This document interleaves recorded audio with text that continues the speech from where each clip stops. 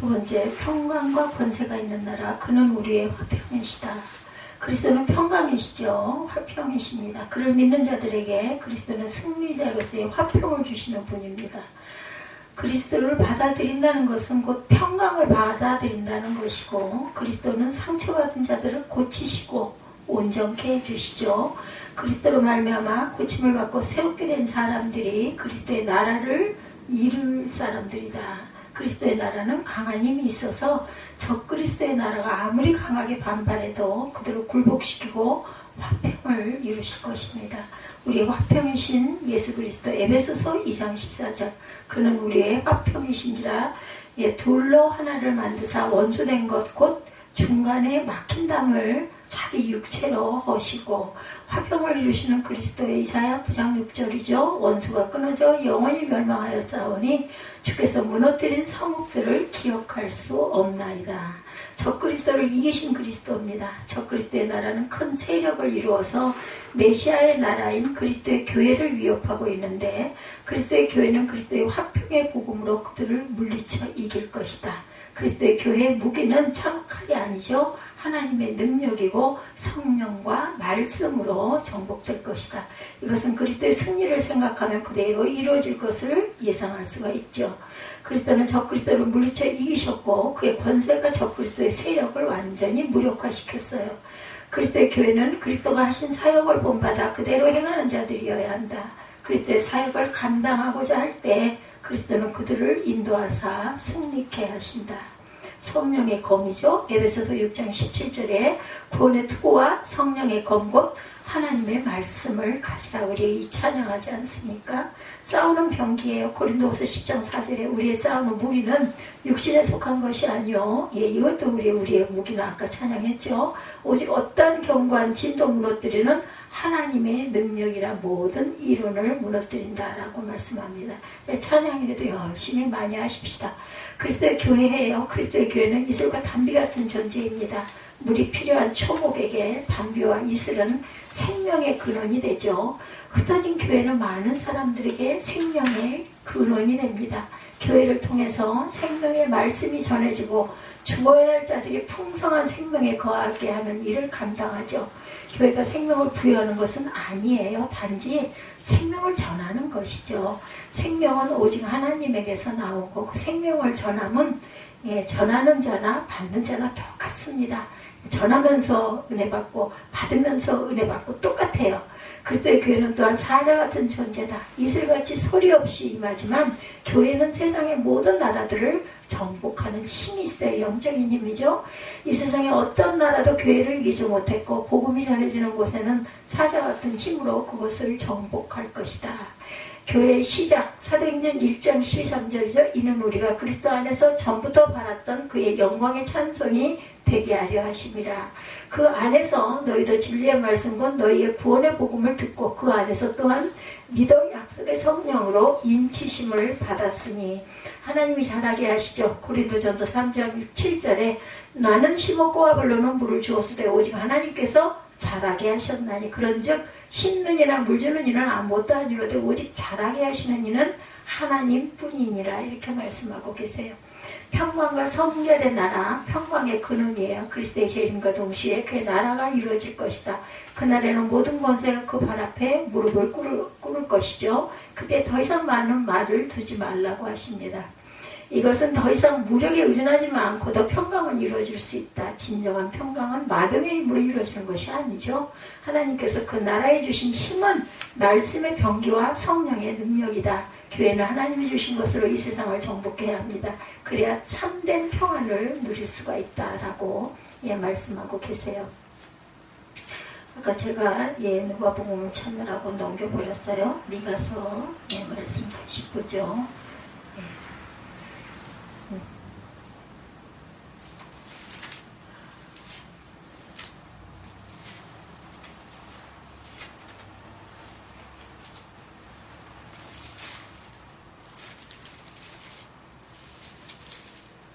미가서 5장 우리가 아까 어디까지 읽었죠? 8절까지 읽었나? 9절 9절에 내 손이 내 대적들 위에 들려 내 모든 원수를 진멸하기를 바라노라. 여호와께서 이르시되 그날에 이르러는 내가 네 군마를 내 가운데서 멸절하여 네 병거를 부수며 내 땅의 성읍들을 멸하며 내 모든 견고한 성을 무너뜨릴 것이며 내가 또 복수를 내 손에서 끊으리니 내게 다시는 전쟁이 없게 될 것이며 내가 새긴 우상과 주상을 너희 가운데서 멸절하리니 내가 내 손으로 만든 것을 다시는 섬기지 아니하리라. 내가 또 내 아세라 목상을 너희 가운데서 빼버리고 내 성읍들을 멸할 것이며 내가 또 진노와 분노로 순종하지 아니한 나라에 갚으리라 하셨느니라. 15절 마지막 절까지 우리 읽었습니다. 하나님께서는 그의 나라에 주신 힘은 말씀의 병기와 성령의 능력이다. 교회는 하나님이 주신 것으로 이 세상을 정복합니다. 그래야 참된 평안이 있을 수 있다. 마병의 힘에 의한 평강이죠. 열왕기상 10장 26절에서 18절입니다. 솔로몬이 병거와 마병을 모음해 병거가 1400대요 마병이 12,000명이라 병거 성에도 두고 예루살렘 왕에게서도 두었으며 왕이 예루살렘에서 은을 돌같이 흔하게 하고 백향목을 평지에 뽕나무같이 많게 하였더라. 얼마나 부유했으면 하나님의 능력이 되신다고 로마서 1장 16절에 내가 복음을 부끄러워하지 아니하노니 이 복음은 모든 믿는 자에게 구원을 주시는 하나님의 능력이 됨이라. 먼저는 유대인에게요 그리고 헬라인에게로다. 성결해진 그리스도의 나라입니다. 인간들은 자신의 부족함으로 인해 많은 불안감을 가지고 있었어요. 근데 이 불안감이 엉뚱한 방향으로 분출하게 되면 점수가 헛하는 것에 마음을 두게 된다는 것. 그러나 그리스도의 복음을 받은 사람들에게는 허탄한 일을 이기는 힘이 생기게 되는데 이는 그 마음에 그리스도로 말미암은 확신이 생기기 때문입니다. 복음이 전파된 그리스도의 교회에도 우상숭배의 일들이 일어나는데 탐심이 곧 우상숭배가 된다. 탐욕의 우상숭배는 여전히 남아있는데 이것은 그리스도의 재림의 날에 완전히 사라질 것이다. 속된 것이 제거됩니다. 스가랴 14장 21절에 예루살렘과 유다의 모든 솥이 만군의 야훼의 성물이 될 것인즉 제사 드리는 자가 와서 이 솥을 가져다가 그것으로 고기를 삶으니라. 그날에는 만군의 야훼 전에 가나안 사람이 다시 있지 아니하리라. 복종치 않은 자의 형벌입니다. 데살로니가 후서 1장 8절 하나님을 모르는 자들과 우리 주 예수의 복음에 복종하지 않은 자들에게는 형벌을 내리시리니 이렇게 말씀하고 있어요. 복종치 않은 자들에게 형벌을 내리신다. 영광의 나라에 대해서 그리스도의 초림으로 은혜의 나라는 시작되죠. 그러나 모든 악한 것들이 사라지는 영광의 나라는 그리스도의 재림을 통해서 이루어질 것이다. 영광의 나라가 이루어지는 때 모든 악한 것들과 불순종한 것들은 하나님의 진노와 심판을 받을 것이다. 그래서 모든 더러운 것들이 제거되고 완전한 그의 영광의 나라가 성취될 것이다.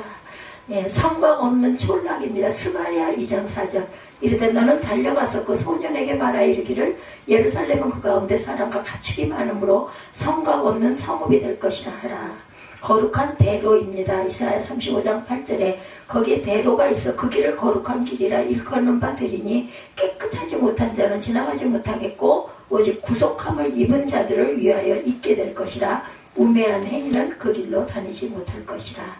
그래서 오늘 미가 5장 결론입니다. 지금 당하고 있는 곤란과 어려움은 그리스도의 탄생을 통해서 시작된 그의 나라에서 완전히 사라지고 하나님의 능력에 의해서 다스려지는 평안의 자리가 될 것이다.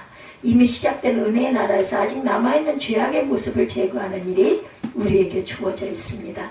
말씀의 병기와 성령의 능력을 힘입어 사명을 감당해야겠다. 그리스도의 은혜의 나라는 재림을 통해 영광의 나라가 될 것이다. 그리스도의 교회는 그날을 바라보며 이 세상에 이슬과 단비처럼 역할을 감당할 것과 사자처럼 용맹하게 정복해야 할 것을 우리가 명심해야 되겠다. 우리 인생은 무엇보다 예수님과의 관계가 아주 중요하죠. 예수님을 어떻게 보느냐에 따라서 인생이 달라집니다. 인생관이 달라지고 가치관과 세계관이 달라져요. 우리의 인생이 달라진다는 거. 진정 예수는 나의 구주 나의 하나님으로 여러분들 고백하고 계십니까? 예수님이 이 땅에 오시기 700년 전에 미가 선지자가 바라본 예수님의 모습이 오늘 성경에 기록되어 있어요. 예수님은 어떤 분이라고요? 예수님은 작고 낮은 곳에 우리의 메시아로 인간의 몸을 입고 오셨다. 1절에서 2절이죠. 다시 한번 보면서 가죠. 5장 1절.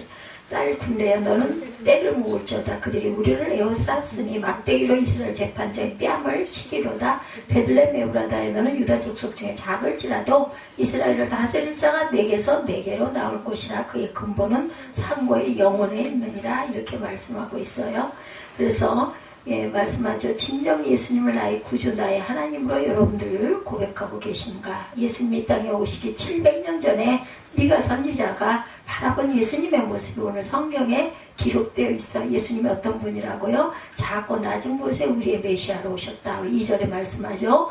사람이 하루 앞일을 알고 있다 해도 수많은 사람이 그 사람을 신통하다고 하며 그 사람에게 자문을 구하겠죠. 근데 미가 선지자는 700년 후에 이어질 일을 예언합니다. 되어질 일에 대해서 그 예언이 700년 후에 그대로 성취되었다. 그래서 성경에 미가서가 7장이나 올라와 있는 겁니다. 예수께서 태어나실 장소를 정확하게 말씀하고 있어요. 베들레헴에서 태어나실 것이라고 2절에 그죠? 베들레헴 에브라다야 너는 유다 족속 중에 작을지라도 이스라엘을 다스릴 자가 내게서 내게로 나올 것이라. 그의 근본은 상고에 영혼에 있느니라. 하나님이시죠. 특정 지역의 호감을 받고 태어나는 것이 아니라 비천한 곳에서 탄생할 것을 말씀하죠. 이 예언은 그대로 성취가 되었어요. 헤롯 때 예수께서 유대 베들레헴에서 나셨어요. 마태복음 2장 1절에 성경에 기록되어 있습니다. 이스라엘을 다스릴 자가 오실 것이다. 이 예언 역시 그대로 성취됩니다. 마태복음 2장 2절입니다. 동방 박사들이 아기 예수님을 찾으실 때 유대인의 왕으로 나시니가 어디 계시며 우리가 동방에서 그의 별을 보고 그에게 경배하러 왔노라. 예수님은 영원 전부터 계신 하나님이심을 말씀하죠. 상고라는 말은 만세전이라는 뜻입니다. 태초에라는 말은 영원 전부터, 바로 장차 오실 메시아가 영원 전부터 계신 하나님이시라는 말씀이에요. 신약성경은 이 사실을 태초의 말씀에 계시니라, 이 말씀이 하나님과 함께 계셨으니 이 말씀은 곧 하나님이시라. 요한복음 1장 1절이죠. 이렇게 말씀합니다. 영원하신 아버지라고 이사야는 예언하죠. 이사야 9장 6절 우리가 잘 아는 말씀. 이는 한 아기가 우리에게 낳고 한 아들을 우리에게 주신 바 되었는데 그 어깨에는 정사를 메었고 그 이름이 기묘자라 모사라 전능하신 하나님이라 영존하신 아버지라 평강의 왕이라 할 것이니라. 이사야 9장 6절이죠. 예수님이 탄생하실 때를 말씀합니다. 1절에 보면 딸 군대여 너는 때를 모을지어다. 그들이 우리를 에워쌌으니 막대기로 이스라엘 재판자의 뺨을 치리로다. 이렇게 얘기하고 있어요. 너는 때를 모을지어다 라는 말을 볼 때 적군에 포위당했을 때 예루살렘 성 안에 직결된 이스라엘 군대를 가리킨다라는 거. 그들은 바벨론이에요. 막대기는 바로 하나님께서 이스라엘의 죄악을 치기 위해서 사용했던 바벨론이라는 뜻을 갖고 있습니다. 막대기. 이스라엘 재판장의 뺨을 치게 될 것이란 말은 평소 온갖 불의와 악행을 저질렀던 지도자들이 멸시와 수치를 당할 것을 말씀하죠.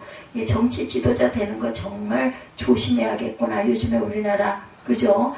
그 연결되지 않은 사람, 연루되지 않은 사람이 하나도 없을 정도로 전부 다 붙들려 들어가는 상황. 잠들을 못 잘 것 같아요. 혹시라도 나에게 그렇겠죠. 뭐 파다 보면 거기까지 가지 않겠어요, 그죠? 그래서 안 하고 평범하게 이렇게 고통스러움을 사는 게 가장 좋습니다. 이방의 침략을 받아 그 업신여김을 받을 때 미가서 5장 1절에 메시아가 탄생할 것이라고. 딸 군대여 너는 때를 모을지어다. 그들이 우리를 에워쌌으니 막대기로 이스라엘 재판자의 뺨을 치리로다. 그래서 메시아가 탄생할 것이다. 그것을 가리켜 임신한 여인의 고통을 겪는 해산의 기간이다. 5장 3절이죠. 그러므로 여인이 해산하기까지 그들을 붙여두시겠고 그 후에는 그의 형제 가운데 남은 자가 이스라엘 자손에게로 돌아오리니. 바로 이스라엘의 왕이 끊어진 순환기를 말씀합니다. 말라기 이후 400년간의 암흑기죠. 바로 이 예언을 그대로 성취되어 주죠. 미가 선지자는 이 사실을 믿고 기대하며 바라보았던 것처럼 우리도 예수님을 진정 우리의 구주이신 것을 믿고 바라보며 살아야 되겠다. 미가 선지자는 아직 이루어진 일이 아니지만 내게서 내게로 나올 것이라고 확신을 가지고 있어요. 베들레헴에서 자신에게 나올 것이라고 하는 것은 앞으로 700년 후에 일어난 일에 대해서 확신을 하고 믿는 것이다. 바로 초라한 곳에서 오셨지만 예수님은 영원 전부터 계신 하나님으로 이 땅에 오셨어요. 우리를 다스릴 자로 이 땅에 오셨고 생명 생명의 주인으로 이 땅에 오셨습니다. 만왕의 왕으로 오셨어요.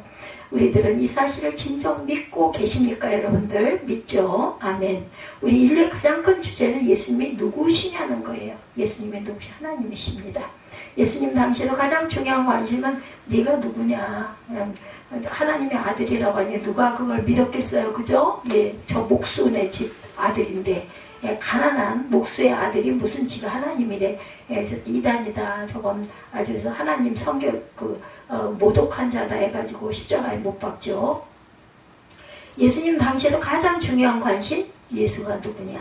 서기관과 바리새인들은 이 사실을 안 믿었죠. 그래서 자칭 유대인의 왕이라는 죄목을 예수께 지워서 십자가에 매달았습니다. 스스로 하나님이라고 말씀했다고 참남죄로 예수님을 죽였던 거예요. 성령 모독죄죠. 모독죄. 베들레헴이란 떡집이란 뜻을 가지고 있는 거 아시죠? 우리 예수님은 생명의 양식으로 이 땅에 오셨다. 누구든지 예수 그리스도를 주로 믿고 신함에 구원을 받아 영생을 누리게 될 것이다. 사람은 누구나 한 번 죽어요. 그죠? 이 땅의 삶은 나그네라고 말씀하죠. 아침 안개와 같다고 말씀해요. 영원한 나라가 있습니다. 천국과 지옥이 있죠? 예수님을 구주로 믿고 사는 사람은 영생을 누리나 예수를 구주로 믿지 않는 사람은 영벌에 처하게 될 것이다. 성탄의 주인공 예수님이시죠. 예수 그리스도께서 예언된 대로 메시아로 이 땅에 오세요. 예수님을 초라하게 절대로 생각하지 마시기 바랍니다. 예수 믿는 것을 부끄럽게 생각할 사람은 아무도 없습니다. 그렇죠? 성경은 말씀합니다. 그는 근본 하나님의 본체시나 하나님과 동등됨을 취할 것으로 여기지 아니하시고 오히려 자기를 비워 종의 형체를 가져 사람들과 같이 되셨고 사람의 모양으로 나타나셨으며 자기를 낮추시고 어떻게 죽기까지 복종하셨으니 곧 십자가에 죽으심이라. 빌립보서 2장 2절에서 8절입니다. 우리에게 생명을 주시기 위해 종으로 오셨고 인간의 내 몸을 입고 낮은 곳에 임했어요. 우리에게 생명을 주신 분은 오직 예수밖에 안 계시죠. 우리는 일평생 믿음의 죄 온전케 하신 이인 예수를 바라보는 저와 여러분이 되셔야 할 줄 믿습니다. 히브리서 12장 2절입니다. 예수는 우리를 회복하고 통치하기 위해서 오셨다. 3, 4절에 증거하죠. 그러므로 여인이 해산하기까지 그들을 붙여두시겠고 그 후에는 그 형제 가운데 남은 자가 이스라엘 자손에게 돌아오리니 그가 야훼 능력과 그의 하나님 야훼 이름의 위엄을 의지하고 서서 목축하니 그들이 거주할 것이라. 이제 그가 창대하여 땅 끝까지 미치리라. 이렇게 말씀하고 있어요.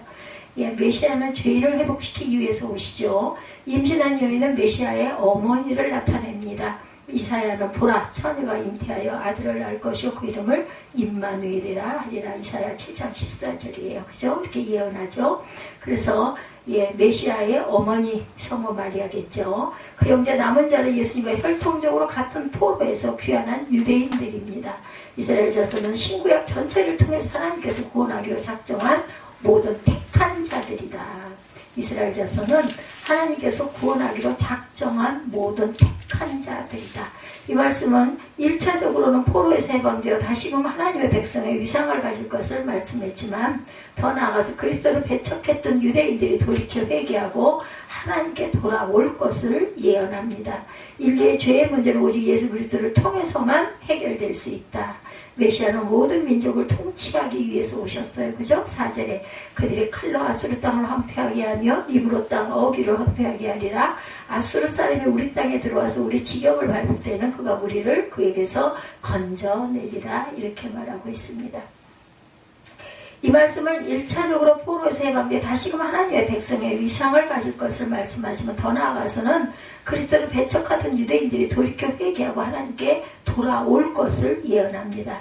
인류의 죄의 문제는 오직 예수 그리스도를 통해서만 해결될 수 있다. 그래서 메시아는 모든 민족을 통치하게 오셨다고, 통치하기 위해서 오셨다고 4절에 증거하죠. 신적인 통치권을 가지고 오세요. 장차 오실 메시아는 하나님과 동등한 능력과 위엄으로 오실 것을 말씀합니다. 메시아는 하나님의 능력과 이름으로 서 계셔요. 예수님은 하나님과 예수님을 하나라고 말씀하죠. 요한복음 10장 30절에 나와 아버지는 하나이니라 이렇게 증거하고 있습니다. 요한복음 10장 30절입니다. 나와 아버지는 하나이니라. 목자적 통치권을 가지고 오시기도 합니다. 오셔서 무엇을 하세요? 서서 그 떼를 먹인다. 자기 양떼를 돌보고 사나운 짐승을 막는 목자의 자세를 비유적으로 말씀하죠. 자기의 양떼를 철저하게 신실하게 지키신다. 예수께서 말씀하시죠. 요한복음 10장 11, 2절입니다. 나는 선한 목자라. 선한 목자는 양들을 위하여 목숨을 버리거니와 삭구는 목자도 아니요 양도 재앙이 아니라 이리로 오는 것을 보면 양을 버리고 달아나나니 이리가 양을 늑탈하고 해치느니라. 이리가 오는 것을 보면 양 버리고 달아난다는 거죠. 이리가 양을 늑탈하고 해치고도 그러거나 말거나 나 살려라 하고 도망간다는 거예요. 인내하고 온유함으로 돌보고 섬깁니다. 예수께서 말씀하시죠. 마태복음 20장 28절에 인자가 온 것은 섬김을 받으려 온 것이 아니라 도리어 섬기려 하고 자기 목숨을 많은 사람의 대속물로 주려 하려 함이라. 목자로 오셔서 생명을 얻고 더 풍성하게 얻기 위해서 오셨다. 요한복음 10장 10절이죠. 우주적 통치권을 가지고 오세요. 예수님의 통치권은 작은 베들레헴이나 유대에 멈추는 것이 아니죠. 이제 그가 창대하여 땅끝까지 미치리라. 전 세계 전 민족에게 메시아의 통치권이 미친다는 말입니다. 지역적 경계와 민족적 장벽, 계층적 한계를 초월하시죠. 당연히 이스라엘 백성만 선민이 아니죠. 시편 기자를 통해서 이미 예언합니다. 시편 2편 8절에 내게 구하라. 내가 열방을 유업으로 주리니 내 소유가 어디까지? 땅 끝까지 이르리로다. 말라기 선지자도 예언합니다. 만군의 야훼가 이르노라. 해 뜨는 곳에서부터 해 지는 곳까지 이방 민족 중에 내 이름이 크게 될 것이라. 해 뜨는 데부터 하죠. 각처에서 내 이름을 위하여 분향하며 깨끗한 제물을 드리리니 이는 내 이름이 이방 민족 중에 크게 될 것이라. 말라기 1장 11절입니다. 메시아의 통치의 영역은 예루살렘과 온 유대와 사마리아와 땅끝까지 이르게 되리라. 예레미야 1장 8절이죠. 오직 성령이 너희에게 임하시면 너희가 권능을 받고 예루살렘과 온 유대와 사마리아 땅끝까지 이르리 내 증인이 되리라. 모든 민족, 마태복음 28장 19절이죠. 그러므로 너희는 가서 모든 민족을 제자로 삼아 아버지와 아들과 성령의 이름으로 세례를 베풀고 온 천하 만민에게 미친다. 마가복음 6장 15절입니다. 또 이르시되 너희는 온 천하에 다니며 만민에게 복음을 전파하라. 그래서 계시록에 천국의 각 나라와 족속과 백성과 방언들로부터 이를 셀 수 없는 큰 무리가 모여 하나님께 찬양하게 될 것이라 하시죠. 예수님의 오실 때도 천사가 온 백성에 미칠 큰 기쁨의 좋은 소식을 너에게 전하노라. 누가복음 2장 10절이죠. 천사가 이르되 무서워하지 말라. 보라 내가 온 백성에게 미칠 큰 기쁨의 좋은 소식을 너희에게 전하노라. 우리는 또한 예수를 통해 회복되고 예수님을 통해 통치되어야 한다. 우리의 삶의 상처, 삶의 고통이 누구를 통해 회복되게 했는가? 주님을 통해서 회복이 되죠.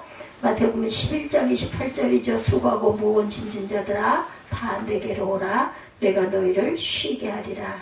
오직 예수 그리스도를 통해 회복될 수 있다. 그 누가 우리의 삶의 고통을 회복시켜줄 수가 있겠는가? 주께서 말씀하시죠. 수고하고 무거운 짐진 자들아 다 내게로 오라. 내가 너희를 쉬게 하리라. 메시아로 이 땅에 오신 주께서 모든 짐을 내려놓으시기 바랍니다. 주님께 이 시간 무거운 짐을 주께 맡기십시다. 세상의 위로와 소망을 찾지 말고 주님으로부터 위로받고 소망을 갖도록 하자. 그리고 우리를 통치하시기를 원하시는 주님께, 예수님께 내 인생을, 내 자리를 내어놓을 줄 알아야 된다. 나의 왕자를 내가 앉지 말고 주님께 내어놓아야 되겠죠. 내 인생 내 인생으로 알고 내 인생이 내 인생임을 알고 내가 운전하려 하면 힘들고 고달프지만 주께서 내 운전대를 잡고 계시면 우리는 너무 편하죠. 주님이 가라 하면 가고 주님이 멈추라 하면 멈추는 것, 하나님의 구원 계획이 치밀하게 이루어지는 것처럼 우리 인생에 대한 하나님의 계획은 아주 정확합니다. 그래서 하나님은 나를 가장 잘 알고 하나님의 주권을 미치지 못하는 곳이 없어요. 어제 모든 것을 주께 맡기고 사시는 한 목회자의 간증, 기독신문에 실려있는 내용입니다. 우리의 가진 것이 무엇인가? 우주의 주인이신 하나님이 잠시 맡겨놓은 것이다. 그렇죠? 하나님의 뜻대로 사용되기를 원합니다. 우리의 시간, 우리의 재능, 우리의 권력, 우리의 명예, 우리의 재물, 우리의 건강이 가장 값지게 사용될 수 있는 것은 과연 무엇이겠는가? 하나님의 통치를 받아 사용될 때다. 예수를 구주로 믿는 우리는 오직 예수님을 통해 회복되고 예수를 통해 통치되는 삶을 살아야 할 것이다. 예수님은 우리에게 또한 평화를 주시기 위해서 이 땅에 오셨어요. 5, 6절이죠. 메시아가 우리의 평강이 될 것이다 말씀합니다. 예, 이 사람은 평강이 될 것이라. 아수르 사람이 우리 땅에 들어와 우리 궁들을 밟을 때는 우리가 7 목자와 8 군왕을 일으켜 그를 치리니 그들이 칼로 아수르 땅을 황폐하게 하며 니므롯 땅 어귀를 황폐하게 하리라. 아수르 사람이 우리 땅에 들어와서 우리 지경을 밟을 때 그가 우리를 그에게서 건져내리라. 하나님께서 건져내시죠. 예수님 우리에게 평화를 주시기 위해서 이 땅에 오신 거죠. 메시아가 우리의 평강이 될 것이다. 이 사람이 우리를 평강이 되게 할 것이다. 이 사람은 메시아죠. 메시아 예수 그리스도가 우리의 평강이죠. 이 예언은 그대로 성취됐어요. 누가복음 2장 14절이죠. 예, 우리 성탄 질 때 가장 많이 외우는 구절이기도 합니다. 지극히 높은 곳에 하나님께 영광이요 땅에서는 기뻐하심을 입은 사람들 중에 평화로다 하니라. 이 평화의 왕 예수님을 구주로 영접한 우리는 진정한 평화를 얻을 수가 있다. 토마스 아퀴퍼스의 말대로 예수 그리스도의 품을 떠나서는 평화가 없다. 예수님의 품 안에 안길 때 진정한 평화가 임합니다. 하나님의 사람을 세워 평화를 이룰 것이라고 말씀하죠. 당시 아수르는 이스라엘 나라의 가장 큰 위협이었었어요. 여기서 아수르는 오고 오는 모든 세대의 성도를 대적하는 사단의 세력을 상징적으로 표현하고 있습니다. 7 목자와 8 군왕을 보면 그것이 상징적이라고 하는 것을 알 수가 있죠. 7은 완전 숫자이고 8은 완전을 넘어서는 많은 수를 상징합니다. 이들은 목자적이신 메시아를 보좌하는 사람들, 메시아의 사역을 위해 헌신된 사람들을 일컫습니다. 즉 이들은 그리스도께서 교회를 위해 세운 지도자들을 말하죠. 따라서 이것은 교회에 대한 그리스도의 보호와 관련된 예언으로 교회가 하나님이 세우신 기구와 종들에 의해 세상으로부터 안전히 보호될 것을 예언하고 있어요. 6절에 나오는 아수르 땅과 니므롯 땅은 메시아 강림 후 교회를 핍박하는 사단의 세력 또는 세상을 상징적으로 말하고 있다는 것. 그들은 하나님께서 교회의 보존과 유지를 위해 세운 사역자들이다.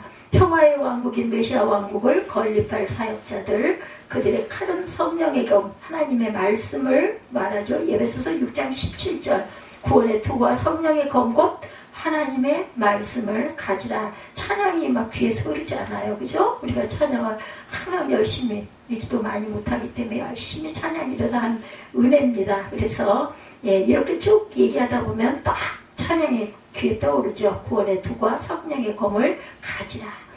즉 그들의 사역은 교회를 무너뜨리려는 적그리스도의 사도를 하나님의 말씀으로 무력화시키고 악의 세력에 사로잡힌 불신자를 그리스도의 능력으로 구출하는 것임을 말씀하고 있어요.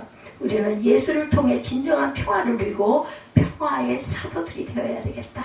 예수를 통해서만이 우리는 참된 평화를 누릴 수가 있다. 전쟁이 없는 국가의 평화를 무기를 만들 수 없죠. 진정한 평화는 예수를 통해서만 가능하다. 돈으로, 명예로, 스포츠로, 오락으로, 권력으로 참된 평화는 얻을 수 없습니다. 오직 한 길 예수 안에 참 평안이 있다. 우리 예수께서 하나님과 막힌 담을 헐어버리셨어요. 사람과 막힌 담 또한 헐어버렸습니다. 우리는 그리스도 안에서 용서함을 받았고 죄로 말미암아 이루어질 불화가 모든 예수로 말미암아 용서함 받고 참 평화를 누리는 저와 여러분들이 되셨어요. 여러분들 불안하십니까? 불안의 근본 문제인 죄를 우리 예수께서 해결해 주셨다는 것을 믿으시기 바랍니다. 그래서 환난이 와도 고난이 와도 주님 안에서 우리는 평화를 누릴 수 있다. 내 마음에 한 노래 있어 나 즐겁게 늘 부르네. 이 노래를 부를 때 큰 평화 임하도다. 잘 아시는 찬양이죠. 평화, 평화, 하나님이 주신 선물, 큰 놀라운 평화, 하나님의 선물일세. 주 십자가에 달리사 날 구원해 주셨으며 예수님 고난받아 나 평화 누리도다. 평화, 평화, 하나님 주신 선물, 크고 놀라운 평화, 하나님 선물일세. 468장 2절입니다. 나 주께 영광 돌리되 이 평화 충만하도다. 주 하나님 은혜로 이 평화 누리도다. 평화, 평화, 하나님이 주신 선물, 크고 놀라운 평화, 하나님 선물일세. 4절까지 있네요. 이 평화를 얻으려고 주 앞으로 나아갈 때 주 예수님 우리에게 이 평화 주리로다. 평화, 평화, 하나님 주신 선물, 크고 놀라운 평화, 하나님 선물일세. 이제 우리는 평화의 도구가 되어 이 땅에 평화를 이루어내는 주인공들이 되어야죠. 오늘의 시대를 산불시대다 이런 말을 하는 사람들이 있다고 그래요. 불안, 불신, 불확실의 시대다 이런 뜻이라고 합니다. 이럴 때 우리는 확실한 평화를 전하는 저와 여러분들 평화의 전령자들이 되어야 할 줄 믿습니다. 예수께서 화평케 하는 자는 복이 있나니 저희가 하나님의 아들이라 일컬음을 받을 것이며 라고 말씀하셨어요. 가정에 가면 가정을 평화롭게 하는 사람이 되어야 하고, 직장에 가면 직장을 평화롭게 하는 사람이 되어야 하고, 또한 어느 곳에서나 평화를 전하는 저와 여러분들이 되어야 할 것이다. 하나님은 시대마다 평화를 가져오게 하는 사람들을 사용하세요. 이스라엘 사람들이 부르짖을 때 사사들을 세워서 평화를 주셨죠. 오늘날 사사들처럼, 사도들처럼 우리를 하나님의 평화의 도구로 세워주셨어요. 우리가 바로 이 나라, 이 교회, 이 사회, 우리의 직장, 우리의 가정에 평화의 도구로 세워졌습니다. 평화를 만드는 저와 여러분이 되셔야 할 줄 믿습니다. 성 프란시스가 이런 기도를 하죠. 나를 평화의 도구로 써주소서. 미움이 있는 곳에 사랑을, 상처가 있는 곳에 용서를, 분열이 있는 곳에 일치를, 오류가 있는 곳에 진리를, 의심이 있는 곳에 믿음을, 절망이 있는 곳에 소망을, 어둠이 있는 곳에 광명을, 슬픔이 있는 곳에 기쁨을 심게 하소서. 위로받기보다는 위로하고, 이해받기보다는 이해하며, 사랑받기보다는 사랑하게 하소서. 우리는 줌으로써 받고 자기를 버려 죽음으로 영생을 누리기 때문이다. 하나님께서 말씀하시죠. 신명기 10장 10절입니다. 내가 어떤 성읍으로 나아가서 치료할 때 그 성에 먼저 평화를 선언하라. 이렇게 말씀하세요. 네가 선지자가 메시아를 믿고 기대하며 바라보았던 것처럼 우리도 예수를 진정으로 우리의 구주이신 것을 믿고 바라보며 살아가는 저와 여러분이 되시기를 주님의 이름으로 축복합니다.